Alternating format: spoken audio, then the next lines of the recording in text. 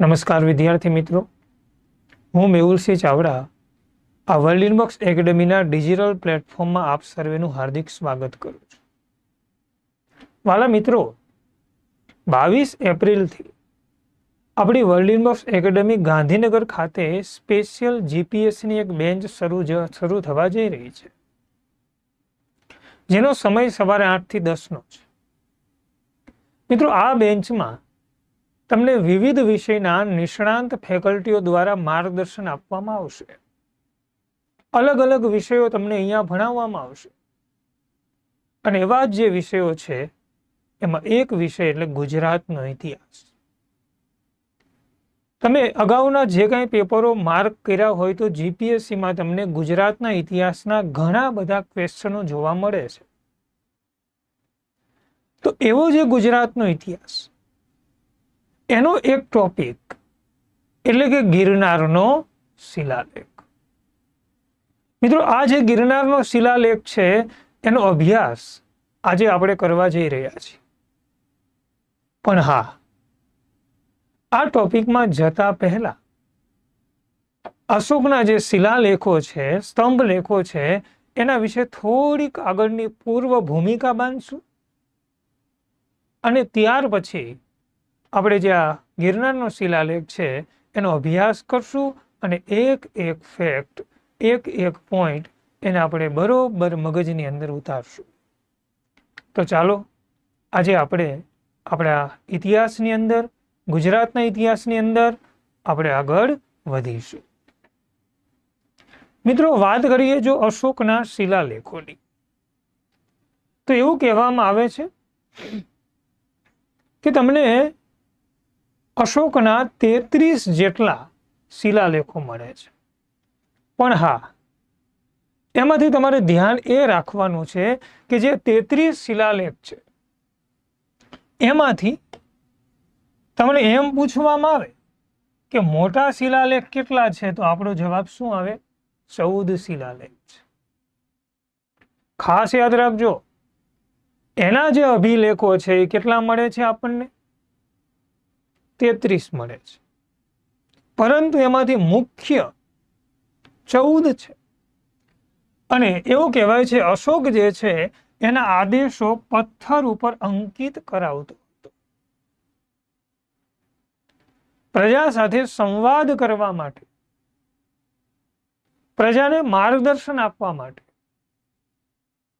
મિત્રો પ્રજા સાથે ધર્મની વાતો કરવા માટે, ધર્મનો ઉપદેશ આપવા માટે અશોક પથ્થરની અંદર પોતાના આદેશોને અંકિત કરાવતો હતો. એટલું નહીં, પણ જે અશોક જે બૌદ્ધ ધર્મ પાળતો અને બૌદ્ધ ધર્મમાં જે ધમ્મના વિચારો છે ને, એ ધમ્મના વિચારો આ શિલાલેખના મારફતથી એ પોતે પ્રચલિત કરતો હતો. પણ મિત્રો, એનાથી વિશેષ આપણે આગળ વધીએ તો આપણને એવો પ્રશ્ન પૂછવામાં આવે કે આ અશોકના શિલાલેખો આપણને કેટલા દેશમાંથી પ્રાપ્ત થાય છે? તો મિત્રો ખાસ યાદ રાખજો, અશોકના જે કાંઈ શિલાલેખો છે આપણને 5 દેશમાંથી પ્રાપ્ત થશે. કેટલા દેશ છે? તો કે 5 દેશ. પણ મિત્રો, એ 5 દેશ જે છે એ કયા કયા? તો એમાં એક છે આપણો ભારત, બીજા નંબર ઉપર છે અફઘાનિસ્તાન, ત્રીજા નંબર ઉપર છે પાકિસ્તાન, ચોથા નંબર ઉપર છે મિત્રો નેપાળ અને 5મા નંબર ઉપર મિત્રો બાંગ્લાદેશ આવશે. તો આ ખાસ યાદ રાખશું કે ભાઈ અશોકના શિલાલેખો આપણને કેટલા દેશમાંથી પ્રાપ્ત થાય છે? તો મગજમાં નાખજો, કેટલા દેશ આવ્યા? 5. કયા કયા? ભારત, અફઘાનિસ્તાન, પાકિસ્તાન અને મિત્રો નેપાળ તથા બાંગ્લાદેશ. તો આ બધા જ દેશોમાંથી આપણને અશોકના શિલાલેખો મળે છે. પણ હવે આપણા મગજમાં પ્રશ્ન એ ઊભો થાય છે કે અશોકના જે શિલાલેખો જે છે એ કઈ ભાષામાં લખાયેલા છે? કઈ ભાષાનો ઉપયોગ એને શિલાલેખ લખવા માટે કર્યો છે? તો જો મિત્રો, અશોકના શિલાલેખ 3 ભાષામાં લખવામાં આવેલા છે. એમાં પહેલી છે પ્રાકૃત. તમને એ થાય પ્રાકૃત ભાષા એટલે આપણે એવું કહેવાય છે, સંસ્કૃત જે ભાષા છે એને આપણે જૂનામાં જૂની ભાષા તરીકે ઓળખીએ છીએ, જેને આપણે દેવોની ભાષા કહીએ છીએ. અને સંસ્કૃતમાંથી અભ્રંશ થઈને કઈ ભાષા આવશે? પ્રાકૃત ભાષા આવશે. એટલે ભારતમાં તમને જે કાંઈ શિલાલેખો પ્રાપ્ત થાય છે એ તમને પ્રાકૃત ભાષાની અંદર જોવા મળશે, જે સંસ્કૃતમાંથી અભ્રંશ થઈ છે. પણ મિત્રો, બીજી ભાષા છે ગ્રીક અને એક છે અરમાઇક. જો અહીંયા તમને ચિત્રોના માધ્યમથી જોઈ શકો છો, આ જે છે એ પ્રાકૃત ભાષા છે. જો એમાં આ રીતે લખાણ લખવામાં આવતું, ગ્રીક ભાષામાં આ રીતે લખાણ લખવામાં આવતું, અરમાઇકની અંદર આ રીતે લખાણ લખવામાં આવતું હતું. તો આ રીતે પ્રાકૃત, ગ્રીક અને અરમાઇક જે ભાષા છે એની અંદર અશોકે પોતાના શિલાલેખો લખાવેલા છે. પણ આપણા મનમાં થાય કે હાલો આપણે એ વાત કરી કે ભારત જે છે એની અંદર પ્રાકૃત ભાષાનો ઉપયોગ કરતા, તો આ ગ્રીક અને અરમાઇક, તો કે ઉત્તર પશ્ચિમનો જે ભાગ છે કહેતા અફઘાનિસ્તાન, અને અફઘાનિસ્તાનની અંદર જે કાંઈ લેખો લખવામાં આવતા હતા એ ગ્રીક કહેતા અરમાઇક ભાષાની અંદર લખવામાં આવે છે. ચાલો, હવે પ્રશ્ન મિત્રો આપણો એ છે કે એને જે લેખ લખાવ્યા એ કઈ લિપિમાં લખાવ્યા? તો ખાસ યાદ રાખજો મિત્રો, એના લેખો આપણને 4 લિપિમાં પ્રાપ્ત થાય છે. કેટલી લિપિ આવશે? 4. કઈ કઈ લિપિ? બ્રાહ્મી, ખરોષ્ટી, ગ્રીક અને અરમાઇક. પણ એક વસ્તુ અહીંયા પાછું ધ્યાન આપજો, એને જે બ્રાહ્મીની અંદર લેખો લખાવ્યા એ તમને ક્યાંથી મળશે? તો કે બ્રાહ્મી લિપિના લેખો આપણને મિત્રો ભારતમાંથી પ્રાપ્ત થાય છે. ક્યાંથી પ્રાપ્ત થશે? ભારત. ખરોષ્ટી, મિત્રો આ ખરોષ્ટી જે છે એના લેખો આપણને પાકિસ્તાનમાંથી પ્રાપ્ત થાય છે. જ્યારે આ ગ્રીક અને અરમાઇકના જે લેખો છે એ આપણને મિત્રો અફઘાનિસ્તાનમાંથી પ્રાપ્ત થાય છે. જો ધ્યાન રાખજો, ભાષા કેટલી આવી હતી? 3 આવી હતી. કઈ કઈ? પ્રાકૃત, ગ્રીક અને અરમાઇક. પણ લિપિ કેટલી? 4. કઈ કઈ? બ્રાહ્મી, ખરોષ્ટી, ગ્રીક, અરમાઇક. મિત્રો બ્રાહ્મીના લેખ ક્યાં મળશે આપણને? ભારતમાં મળશે. ખરોષ્ટીના લેખ પાકિસ્તાનમાં, અને ગ્રીક અને અરમાઇકના લેખ મિત્રો આપણને અફઘાનિસ્તાનની અંદર જોવા મળે છે. એટલા માટે યાદ રાખજો કે આ રીતે અશોકના જે લેખ છે એ 4 લિપિમાં અલગ અલગ જગ્યાએ લખવામાં આવે છે. પણ આપણા મનમાં એક પ્રશ્ન થાય કે મિત્રો આજે એને લિપિ લખાવી, તો લિપિ અને ભાષામાં તફાવત શું? કોને લિપિ કહેવાય અને કોને ભાષા કહેવાય? ખાસ યાદ રાખજો, જે લખાય છે ને એ લિપિ છે, પણ જે બોલાય છે, જે ઉચ્ચાર થાય છે એ ભાષા છે. આપણે બધા જ્યારે ઇન્સ્ટાની અંદર અથવા તો સોશિયલ મીડિયાની અંદર, વોટ્સએપની અંદર ક્યાંક ને ક્યાંક જો આવું લખતા હશો, ક્યાં છો, આવું લખીએ છીએ. તમે અહીંયા માર્ક કરો, તમને અહીંયા અક્ષરો કયા દેખાય છે? અંગ્રેજી. પરંતુ વાંચો તો ક્યાં છો, મતલબ આનો ઉચ્ચાર કેવો થયો? તો કે ઉચ્ચાર મિત્રો આની અંદર ગુજરાતીમાં થાય છે, એનો મતલબ અહીંયા છે ને ભાષા કઈ છે તો કે ગુજરાતી છે, જ્યારે લિપિ કઈ છે અંગ્રેજી છે. આ સેમ પેટર્ન મિત્રો આપણને અશોકના શિલાલેખમાં મળે છે.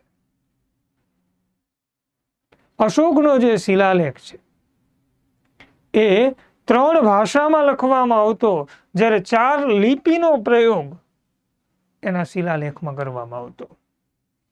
ચાલો હવે એનાથી થોડા આગળ વધીએ અને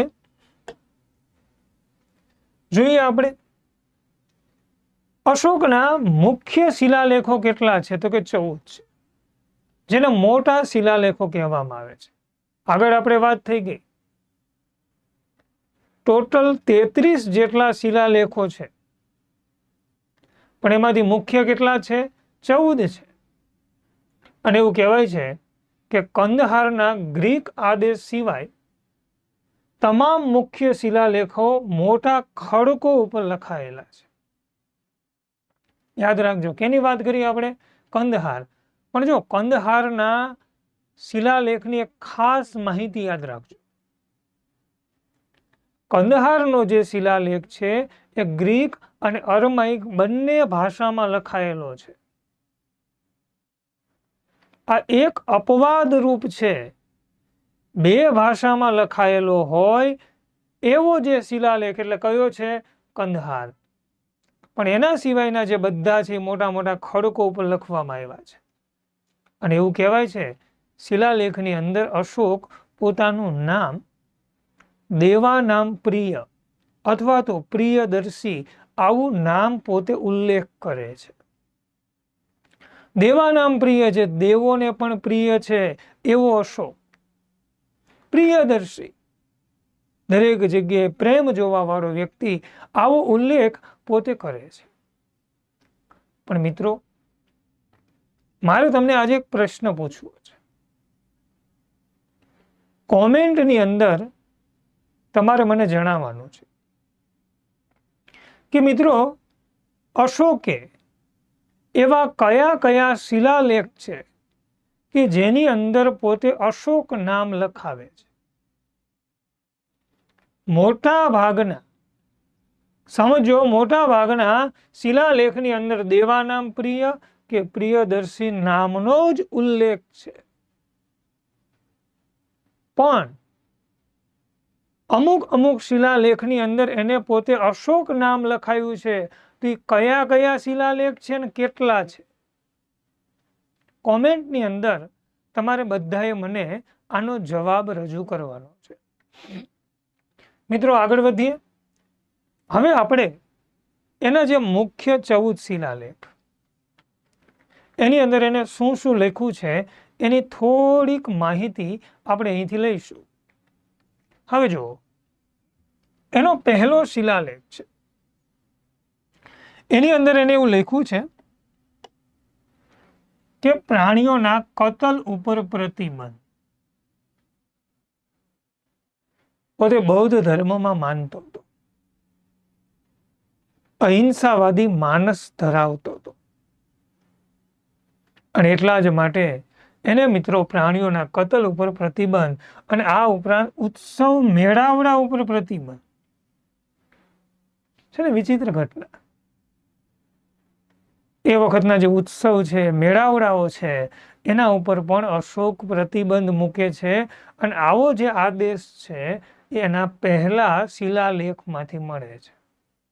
2 વસ્તુ, એક તો પ્રાણીઓની કતલ નહીં કરવાની અને બીજું ઉત્સવ મેળાવડા ઉપર પ્રતિબંધ.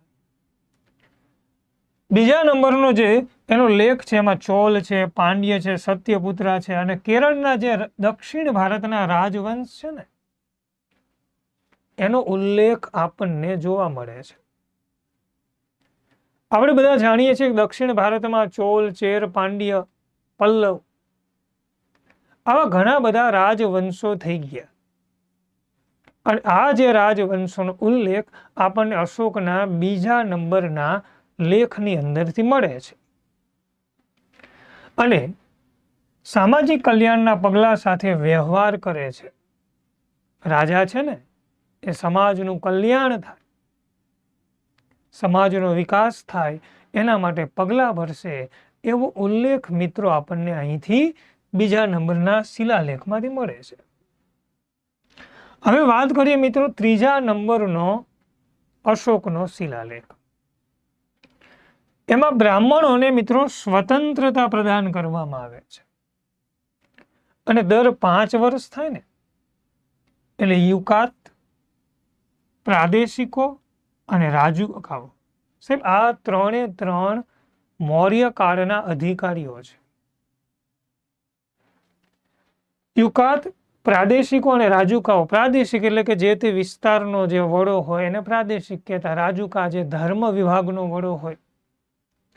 આવા જે મૌર્ય કાળના અધિકારીઓને સાથે લઈ અશોક પોતાના રાજ્યની અંદર પોતે અલગ અલગ વિસ્તારોની મુલાકાત કરતો હતો. જો રાજા છે ને એ જ્યારે પ્રજાના સંપર્કમાં આવે, પ્રજા સાથે એકમેક થાય ને ત્યારે જ મિત્રો એ પ્રજાને સમજી શકે, પ્રજાની વાતને પોતે ઉતારી શકે કે ના પ્રજાને આ જરૂર છે. એટલે પ્રજા સાથે પોતે સંવાદ કરતો, પ્રજા સાથે અલગ અલગ વિસ્તારોમાં મુલાકાતો કરતો અને આ બધાને લઈ અને ધર્મનો ફેલાવો કરતો. બૌદ્ધ ધર્મનો ફેલાવો કરવા માટે અશોક ઘણી જગ્યાએ વિચરણ કરતો, દર 5 વર્ષે નીકળતો. આવો ઉલ્લેખ આપણને ત્રીજા નંબરના લેખમાં મળે છે. હવે વાત કરીએ નંબર 4. મિત્રો આની અંદર બેરી ઘોષા કરતા ધમ્મ ઘોષા એટલે કે શાંતિનો ધ્વનિ એને પ્રાધાન્ય આપવાની વાત છે. તમે યાદ કરો કલિંગનું યુદ્ધ ઈસવીસન પૂર્વે 261. કલિંગના યુદ્ધમાં સાહેબ 1 લાખ સૈનિકોને માર્યા અને એનું હૃદય પરિવર્તન થયું. અને પછી જે બૌદ્ધ ધર્મના વિકાસ માટે જે લાગી ગયો છે અકલ્પનીય છે.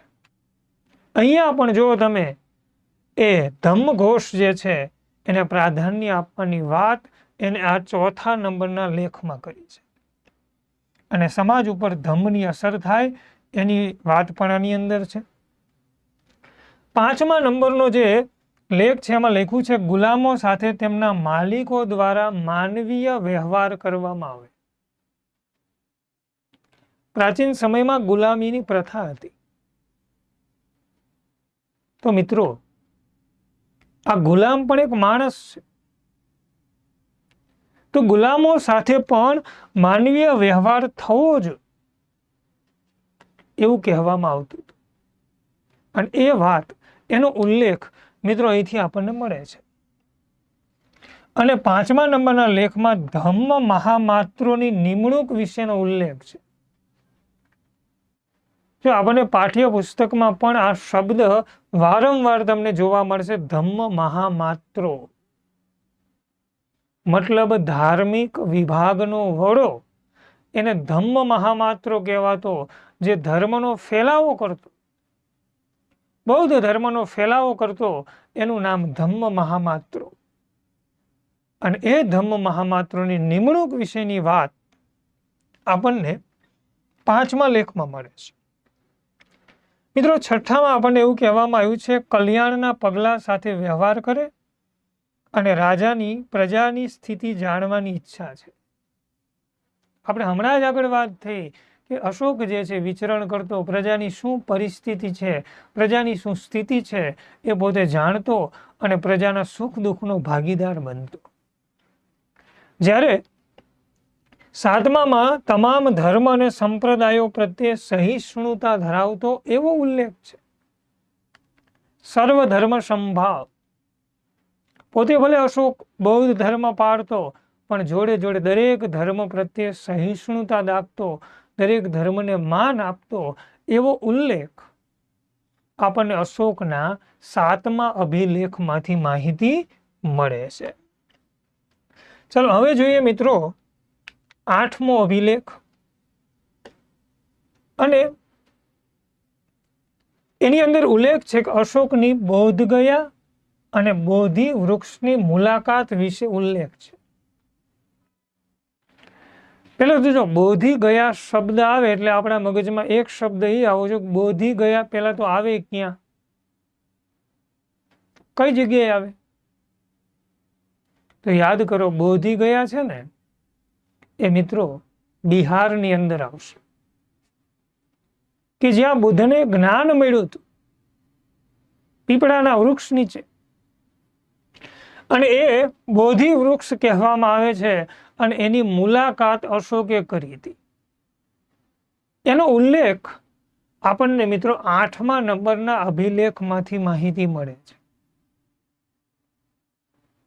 પણ એક પ્રશ્ન પાછો પૂછું, અશોક નેપાળ ગયો હતો, લુંબિનીના વનની મુલાકાત લે છે, કે જ્યાં કપિલવસ્તુ નગરની બાજુમાં લુંબિનીનું વન, અને લુંબિનીના વનની અંદર સાલના વૃક્ષ નીચે બુદ્ધનો જન્મ થયો હતો. અને એનું જે જન્મ સ્થળ છે, બુદ્ધનું જન્મ સ્થળ, એની મુલાકાત પણ અશોકે કરી હતી. તો એવો ઉલ્લેખ કયા લેખમાંથી મળે છે? આ જવાબ પણ તમારે મને કોમેન્ટમાં આપવાનો છે. જો બોધિ ગયા અને બોધિ વૃક્ષની મુલાકાત લીધી એ તો આપણને 8 નંબરના શિલાલેખમાંથી માહિતી મળી ગઈ, પણ એ ભગવાન બુદ્ધના જન્મ સ્થળની મુલાકાત કરે છે, આવો ઉલ્લેખ જે છે આપણને ક્યાંથી મળે છે એની માહિતી તમારે આપવાની છે. અને સાથે સાથે મિત્રો, ધર્મયાત્રાઓ દ્વારા ગ્રામીણ લોકો સાથે સંપર્ક જાળવી રાખવો, આ જે વાત છે એ આપણને 8 નંબરમાં મળે છે. વાત કરું મિત્રો 9મા નંબરની, તો કે લોકોના નૈતિક વર્તન ઉપર ભાર મૂકવામાં આવે છે. નીતિમત્તા જીવનનો એક અમૂલ્ય ગુણ, એની અશોક વાત કરે છે. ખર્ચાળ સમારંભોથી દૂર રહેવું. આજના જમાનામાં સાહેબ દેખાદેખીનો જમાનો થઈ ગયો. કોઈ મિત્રે 5 લાખ રૂપિયા લગ્નમાં વાપર્યા તો બીજો મિત્ર 10 લાખ વાપરે, ત્રીજો 15 લાખ વાપરે, દેખાડો કરવાનો. અશોક કહે છે આવા જે સમારંભો હોય જેમાં અઢળક ખર્ચો થાય એનાથી દૂર રહેવું. અશોક એવું કહેવા માંગે છે. 10મો નંબર મિત્રો, એની અંદર ખ્યાતિ અને કીર્તિની ઈચ્છાની નિંદા કરે છે. પ્રસિદ્ધિ. આજના જમાનામાં મોટા ભાગના લોકો છે ને આ બે વસ્તુ પાછળ દોડી રહ્યા છે, ખ્યાતિ અને કીર્તિ. પ્રસિદ્ધિ, મને બધા ઓળખવા છે. અશોક નિંદા કરે છે કે યોગ્ય નથી, પ્રસિદ્ધિ યોગ્ય નથી. નંબર 11, એમાં પાછી ધમની વિસ્તૃત સમજૂતી આપવામાં આવી છે. 12મા નંબરમાં મિત્રો, તમામ ધાર્મિક સંપ્રદાયો પ્રત્યે સહિષ્ણુતા વિકસાવવા માટે અપીલ કરવામાં આવી છે. સર્વ ધર્મને માન આપો એની વાત છે.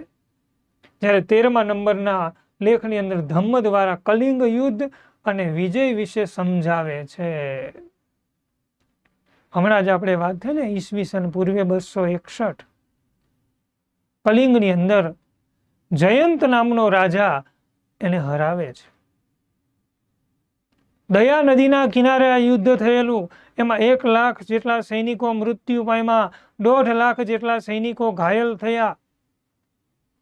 અને મિત્રો, એ કલિંગ યુદ્ધ જે છે એની અંદર અશોકનો વિજય થયો, અને એનું વર્ણન મિત્રો 13મા નંબરના લેખમાં છે, પૂછી શકશે. ખાસ યાદ રાખજો, 13મા નંબરનો. 8મો અને 13મો આપણને ખાસ યાદ હોવો જોઈએ, કે જે આપણે પૂછાઈ શકે છે. અને 14મા નંબરનો જે મિત્રો લેખ છે એની અંદર આપણને એવું કહેવામાં આવ્યું છે કે દેશના વિવિધ ભાગોમાં શિલાલેખો કોતરવાના હેતુ સાથે વ્યવહાર કરે છે. અલગ અલગ દેશની ભાગોની અંદર શિલાલેખો કોતરાવતો અને પ્રજા સાથે સંવાદો કરતો, અને મિત્રો પ્રજાને પોતે આજ્ઞાઓ આપતો. તો આ રીતે અશોકના મુખ્ય જે 14 શિલાલેખો એની અંદર શું શું માહિતી હતી એની આપણે થોડી થોડી છણાવટ કરી. પણ મારા ખ્યાલથી મને આમાં જે બે વસ્તુ યોગ્ય લાગી છે જે પરીક્ષા લક્ષી છે એમાં 8મા નંબરનો અને 13મા નંબરનો જે લેખ છે એ આપણા માટે ખૂબ મહત્વનો છે. ચાલો આગળ વધીએ. હવે વાત કરીએ સ્તંભ લેખ. મિત્રો આપણે વાત 33 શિલાલેખો આવે જેમાં મુખ્ય 14 છે. પણ જો સ્તંભલેખની વાત આવે તો સ્તંભલેખ મિત્રો 7 આવશે. પણ પહેલા તો આપણા મગજની અંદર અહીંથી એક પ્રશ્ન બનશે, અશોકને સ્તંભલેખ લખાવવાની પ્રેરણા ક્યાંથી મળે છે? તો યાદ રાખજો, ઈરાનની અંદર એક શાસક થઈ ગયો. તમે કહેશો કોણ? તો કે એનું નામ છે દારા પ્રથમ, જેને આપણે ડેરિયસના નામથી ઓળખીએ છીએ. દારા પ્રથમ કહેતા ડેરિયસ. સાહેબ, આ ડેરિયસ આગળથી અશોકને સ્તંભ લેખ લખાવવાની પ્રેરણા મળી અને પછી મિત્રો એમ કહેવાય છે એને આ સ્તંભ લેખો લખાવાના શું કર્યા? શરૂ કર્યા. જો હવે એના પછી મિત્રો આગળ વધીએ. હવે એ જે 7 જે સ્તંભ લેખ છે એની અંદર શું શું છે એની થોડીક માહિતી મેળવવી. પહેલો સ્તંભ લેખ છે એમાં અશોકના તેમના લોકોના રક્ષણને લગતા સિદ્ધાંતો એની માહિતી આપવામાં આવી છે. બીજા સ્તંભલેખમાં ધમને લઘુત્તમ પાપો, કરુણા, સ્વતંત્રતા, સદગુણ, શુદ્ધતા, સત્યતા તરીકે વ્યાખ્યાયિત કરવામાં આવે છે. ટૂંકમાં ધમ વિશેની માહિતી છે. ત્રીજા સ્તંભલેખમાં કઠોરતા, ક્રોધ, ક્રૂરતા જેવા પાપોનો નાશ થઈ રહ્યો છે એની ઉલ્લેખ કર્યો છે કે લોકો હવે ધીમે ધીમે ધર્મના માર્ગે વળી રહ્યા છે. ચોથો સ્તંભલેખ એમાં રાજુકાની ફરજોનો ઉલ્લેખ છે. જો ધાર્મિક વિભાગનો વડો હોય એને રાજુકા કહેતા અને એને કઈ કઈ ફરજો પાડવી એની વાત છે. અને મિત્રો 5મો સ્તંભલેખ છે ને એ પ્રાણીઓ અને છોડની સૂચિ કે જેને અમુક પ્રસંગોએ મારવા જોઈએ નહીં અને પ્રાણીઓ અને છોડની સૂચિ કે જેને ક્યારેય મારવા જોઈએ નહીં એની વાત કરે છે. અશોક અહિંસામાં માનતો. કયા કયા પ્રાણીઓ છે, કયા કયા વૃક્ષો છે એને ન મારવા જોઈએ એની સૂચિ અશોકે એના 5મા નંબરના સ્તંભલેખમાં લખાવી છે. અહિંસા એની વાત છે. અને અશોક દ્વારા એવું કહેવાય 25 જેટલા કેદીઓને મુક્ત કરવામાં આવ્યા હતા એનો ઉલ્લેખ પણ આપણને મિત્રો 5મા સ્તંભલેખમાં મળે છે. હવે વાત કરીએ આપણે 6થો સ્તંભલેખ, જેમાં ધમની નીતિ સમજાવવામાં આવી છે. જ્યારે છેલ્લો સ્તંભલેખ છે એમાં દરેક જે ધર્મ સંપ્રદાય છે એના પ્રત્યે મિત્રો સહિષ્ણુતાની વાત કરવામાં આવી છે. તો આ જે 7 સ્તંભલેખ એમાં આપણને કઈ કઈ માહિતી મળે છે એનો ઉલ્લેખ આમાં મિત્રો કરવામાં આવેલો છે. તેમાં ખાસ તો આ 5મો જે સ્તંભલેખ છે એ ખૂબ મહત્વનો છે કે દરેક પ્રાણીઓ, દરેક વૃક્ષો એનું જતન કરવું જોઈએ. ટૂંકમાં એની વાત અશોક કરે છે, પર્યાવરણની વાત અશોક કરે છે. આગળ વધીએ. હવે જે આપણે ગુજરાતના ઇતિહાસની અંદર પ્રવેશ કરવો છે, આપણે શરૂઆત કરી હતી. અશોકે 33 જેટલા લેખો લખાવ્યા જેમાં 14 મુખ્ય છે. જે 14 શું લખ્યું એ ભણ્યા. અશોકે 7 જેટલા સ્તંભલેખ લખાવ્યા એ 7 સ્તંભલેખમાં શું લખ્યું છે એ ભણ્યા. પછી આ લેખો કયા કયા દેશમાં છે એ ભણ્યા. આ લેખો કઈ ભાષામાં છે એની માહિતી મેળવી. આ લેખો કઈ લિપિમાં છે એની માહિતી મેળવી. હવે મિત્રો આ 14 જે મુખ્ય શિલાલેખો છે એમાંનો એક શિલાલેખ એટલે ગિરનારનો શિલાલેખ, જે આપણા માટે મોસ્ટ આઈએમપી છે. હવે આપણે એની ચર્ચા કરવી છે. પહેલો જ પ્રશ્ન એ બને કે આ ગિરનારનો જે શિલાલેખ છે એના શોધક કોણ હતા? ચાલો, આની શોધ કોણે કરી હતી? આ ઉકેલું તો કોને? અને ગિરનારનો શિલાલેખ આવે ક્યાં? પહેલા હું તમને સ્થળ બતાવું. સ્થળમાં આપણે એવું લખી શકાય, ગિરનારની તળેટી, દામોદર કુંડની બાજુમાં.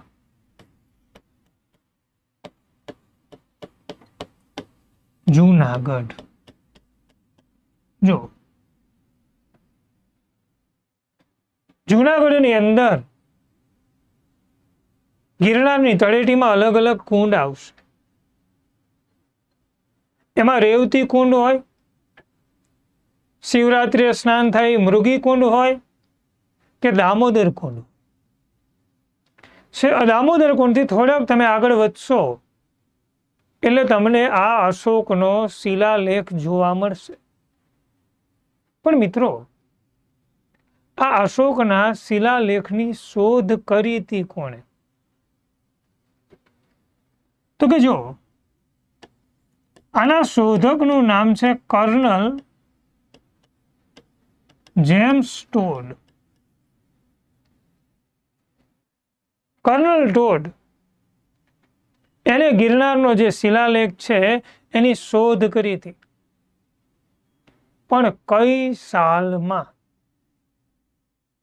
તો ખાસ યાદ રાખજો, આ ગિરનારનો જે શિલાલેખ છે એ ઈસવીસન 1822ની સાલમાં શોધવામાં આવે છે. કઈ સાલ છે? 1822. અને મિત્રો કોણે શોધ કરી છે? Colonel James Tod. પણ પાછો પ્રશ્ન આવે ઉકેલનાર, તો આપણો જવાબ આવશે જેમ્સ પ્રિન્સેપ. અને મિત્રો આ જેમ્સ પ્રિન્સેપ જે છે એ ઈસવીસન 1837ની અંદર આ ગિરનારનો જે શિલાલેખ છે એને ઉકેલે છે, એનું ભાષાંતર કરે છે. અશોકના શિલાલેખો ઉકેલવાનો શ્રેય જો કોઈ વ્યક્તિને આપવો હોય ને તો મિત્રો એ જેમ્સ પ્રિન્સેપને આપવો પડે. પણ શુદ્ધ પરત બનાવનાર બન્યું એવું કે અશોકે આ શિલાલેખ તો લખાયો, પણ જો એવું ભાષાંતર જે છે એ જેમ્સ પ્રિન્સેપથી ન થયું. એટલે વ્યવસ્થિત રીતે બીજી વખત ભાષાંતર કોને કર્યું? તો યાદ રાખજો, બીજી વખત ભાષાંતર કરે છે એનું નામ છે ભગવાનદાસ ઇન્દ્રજી. કોને ભાષાંતર કર્યું હતું? ભગવાનદાસ ઇન્દ્રજી. પણ પ્રશ્ન પૂછવામાં આવે કે આનું ભાષાંતર કઈ સાલમાં થાય છે? તો આપણો જવાબ આવશે ઈસવીસન 1882માં. કઈ સાલ હતી? 1882ની સાલ છે મિત્રો. પણ શિલાલેખની જાળવણી થાય. શિયાળો હોય, ઉનાળો હોય, ચોમાસું હોય, એમાં શિલાલેખને કોઈ નુકસાન ન થાય એના માટે ફરતો રૂમ કોને બનાવડાયો? હવે તમારે મને એ વ્યક્તિનું નામ આપવાનું છે. અને મિત્રો, ફરતો રૂમ બનાવડાવે છે જૂનાગઢનો નવાબ હતો, એનું નામ છે રસુલ ખાન. અને આ રસુલ ખાન ઈસવીસન 1900ની સાલ હતી. અને મિત્રો ઈસવીસન 1900ની સાલની અંદર એ ફરતો શું બનાવડાવે છે? રૂમ બનાવડાવે છે, આ પણ તમારે ખાસ ધ્યાનમાં રાખવાનું છે. પણ તમે બધાએ કવિ નાનાલાલનું નામ સાંભળ્યું છે ને? દલપતરામના દીકરા કવિ નાનાલાલ, ડોલન શૈલીના સર્જક જેને કહેવાય, એ કવિ નાનાલાલ આપણા ગિરનારના શિલાલેખ માટે કંઈક કહે છે. શું કહે છે? તો કે કવિ નાનાલાલ આપણા ગિરનારના શિલાલેખ માટે એક શબ્દ વાપરે છે મિત્રો, શૈલકણ. પથ્થરનો એક કણ,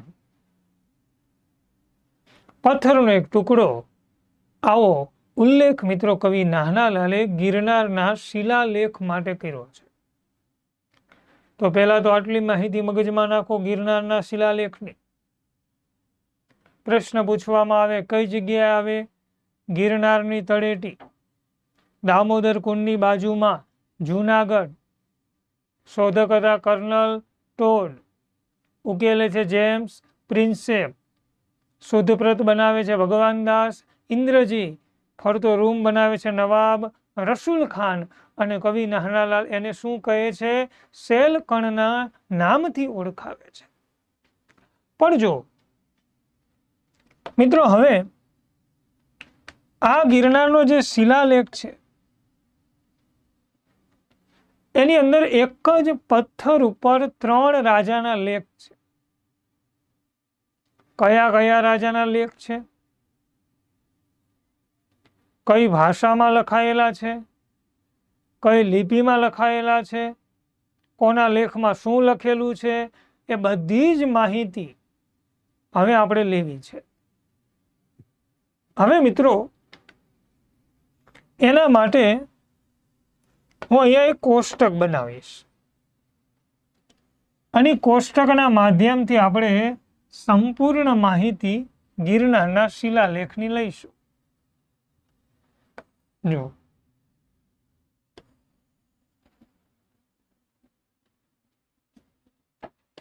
ત્રણ રાજાઓ આપણે આમાં લખવાના થશે.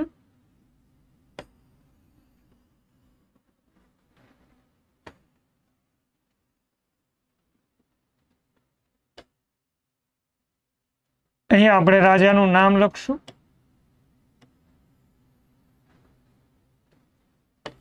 પછી મિત્રો આમાં સાલ લખશું.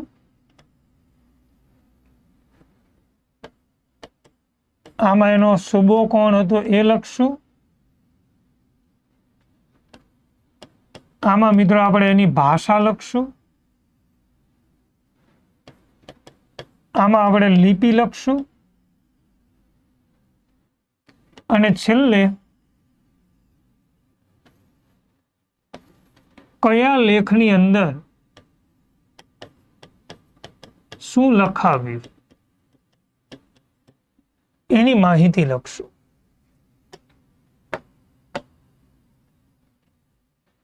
હમણાં જ આપણે વાત થઈ એમ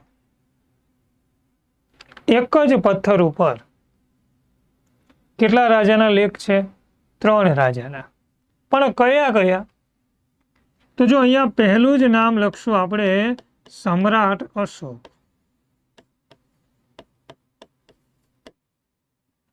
બીજા આવશે મહાક્ષત્ર રુદ્રદામા. ત્રીજો રાજા આવશે જેનું નામ છે મિત્રો સ્કંદગુપ્ત, ગુપ્ત વંશનો રાજા. તો મિત્રો આ રીતે ગિરનારના શિલાલેખમાં એક જ પથ્થર ઉપર કેટલા રાજાના લેખ મળ્યા? 3. કોણ કોણ? સમ્રાટ અશોક, રુદ્રદામા, સ્કંદગુપ્ત. પણ અશોકે જે લેખ લખાયો એ કઈ સાલમાં લખાવે છે? તો આપણે એવું લખી શકાય, અશોકનો લેખ ઈસવીસન પૂર્વે 237 થી લઈ અને ઈસવીસન પૂર્વે 234ની સાલ જે છે એની વચ્ચે લખાવવામાં આવે છે. પણ અશોકે એ વખતે ગુજરાતનો સૂબો કોને નીમો હતો? તો કે એનો સૂબો હતો, એનું નામ છે તુસ્ફાક, અથવા તો તેને તમે તુષાસ્ફ પણ કહી શકો છો. પણ કઈ ભાષામાં લખાવશે? તો આપણો જવાબ આવશે પાલી. પણ મિત્રો પાઠ્ય પુસ્તક મુજબ ધ્યાન રાખજો, પ્રાકૃત. કઈ ભાષા હતી? પ્રાકૃત ભાષા. એવો ઉલ્લેખ તમને પાઠ્ય પુસ્તકમાં મળશે. પરંતુ લિપિ, તો મિત્રો અહીંયા લિપિ જે છે બ્રાહ્મી, હમણાં જ આપણે અગાઉ વાત થઈ ગઈ હતી, ભારતમાં જે કાંઈ લેખો લખાવ્યા છે એ તમામ એને બ્રાહ્મી લિપિમાં લખાવ્યા છે. પણ અશોકે આમાં શું લખાયું છે? તો કે ગિરનારના શિલાલેખની અંદર અશોકે મિત્રો 14 જેટલી ધર્મ આજ્ઞાઓ લખાવી છે. કેટલી ધર્મ આજ્ઞાઓ? 14. પ્રાણીઓની કતલ ન કરવી, રસ્તાની બે બાજુ વૃક્ષો વાવવા, ગરીબોની સેવા કરવી, આવી 14 ધર્મ આજ્ઞાઓ તમને ગિરનારના શિલાલેખમાં અશોકના લેખની અંદરથી મળશે. પણ હવે જો ત્યાર પછીનો જે રાજા છે એનું નામ છે રુદ્રદામા. અને મિત્રો આ રુદ્રદામા જે છે એનો લેખ આપણને ઈસવીસન 150 લખાયેલો જોવા મળે છે. ઈસવીસન છે, જોજો, જ્યારે અહીંયા ઈસવીસન પૂર્વે છે. પણ જો એનો સૂબો કોણ હતો? તો કે ગુજરાતમાં એનો સૂબો હતો જેનું નામ છે સુવિશાખ. પણ મિત્રો કઈ ભાષામાં લખાવે છે? તો કે રુદ્રદામા પોતાનો લેખ સંસ્કૃત ભાષામાં લખાવે છે. અને યાદ કરો, સમગ્ર ભારતમાં સંસ્કૃતમાં લખાયેલો જો કોઈ પહેલો શિલાલેખ હોય ને તો એ મિત્રો રુદ્રદામાનો શિલાલેખ છે. સમગ્ર ભારતમાં સંસ્કૃતમાં લખાયેલો પહેલો શિલાલેખ છે. પણ લિપિ કઈ? તો મિત્રો યાદ રાખજો, આ લેખ પણ બ્રાહ્મી લિપિમાં લખવામાં આવ્યો છે. પણ રુદ્રદામાના શિલાલેખમાં લખેલું છે શું? તો આપણે એવું લખી શકાય, એના લેખમાં સુદર્શન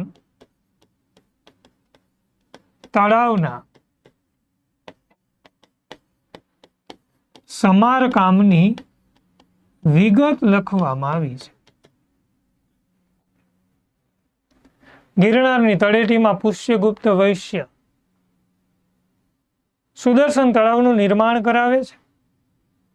પણ કાળક્રમે તળાવ તૂટી જાય છે અને એ જ અરસામાં રુદ્રદામાનો એક સૂબો હતો સુવિશાખ, જેને સુદર્શન તળાવનું સ્વખર્ચે સમારકામ કરાવેલું. અને એ ઉલ્લેખ મિત્રો આપણને આ રુદ્રદામાના શિલાલેખમાંથી મળે છે.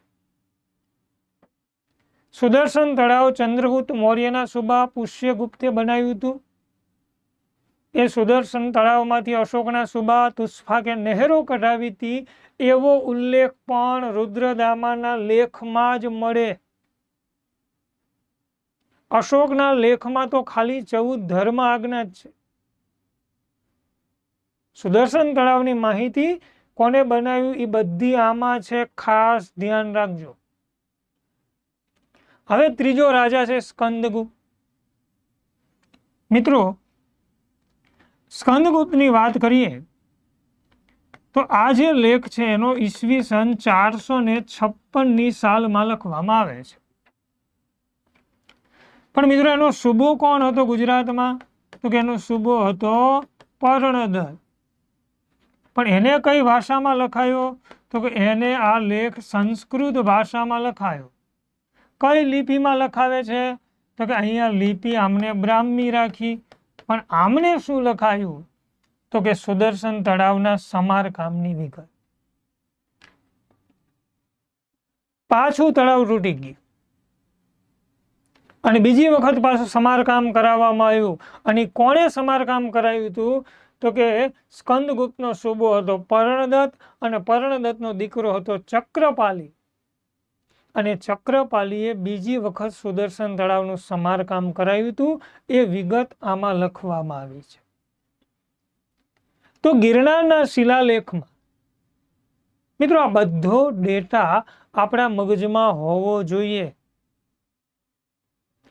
તો અહીંયા આજના લેક્ચરમાં મિત્રો ખાસ યાદ રાખજો, આ જે બધી માહિતી છે ને એ આપણે મેળવી, ગિરનારના શિલાલેખ વિશેની સંપૂર્ણ માહિતી મેળવી, અશોકના લેખો કઈ રીતે લખવામાં આવતા, શું લખવામાં આવતું, કઈ ભાષામાં લખવામાં આવતું, કઈ લિપિમાં લખવામાં આવતું, એની માહિતી મેળવી, ગિરનારના શિલાલેખના સરસ મજાના ફેક્ટો આપણે જોયા. આ જ રીતે મેં તમને અગાઉ કીધું એમ આપણી વર્લ્ડ ઇનબોક્સ એકેડેમી ગાંધીનગર ખાતે જે જીપીએસસીની બેન્ચ શરૂ થવા જઈ રહી છે એની અંદર ગુજરાત ઇતિહાસના એવા એક સરસ સરસ ફેક્ટ હું તમારી સમક્ષ લઈને આવીશ. દરેક વિષયના નિષ્ણાંત ફેકલ્ટીઓ સરસ મજાના ફેક્ટો, તમારા પરીક્ષાલક્ષી ફેક્ટો તમારી સમક્ષ રજૂ કરશે કે જે આવતી એક્ઝામમાં તમને અધિકારી બનવા થશે. તો રાહ ન જોતા 22 એપ્રિલે સવારે 8 થી 10 ના ટાઈમમાં આપણી બેન્ચ શરૂ થવા જઈ રહી છે. તો આજે જ તમે તમારું એડમિશન એમાં કન્ફર્મ કરાવો અને અધિકારી બનવા માટે એક સ્ટેપ આગળ વધો. વર્લ્ડ ઇનબોક્સ તમારી સાથે છે. તમને મહેનત કરાવવામાં તમને ખભોથી ખભો મિલાવીને ચાલશે. બસ તમે ચાલો, વર્લ્ડ ઇનબોક્સનું માર્ગદર્શન હશે, તમે જરૂરથી સફળ થશો. તો વાલા વિદ્યાર્થી મિત્રો, આપણે પાછા બેન્ચની અંદર ફરી વખત ગુજરાતના ઇતિહાસના ટોપિકો સાથે મળશું. જય હિન્દ, જય ભારત.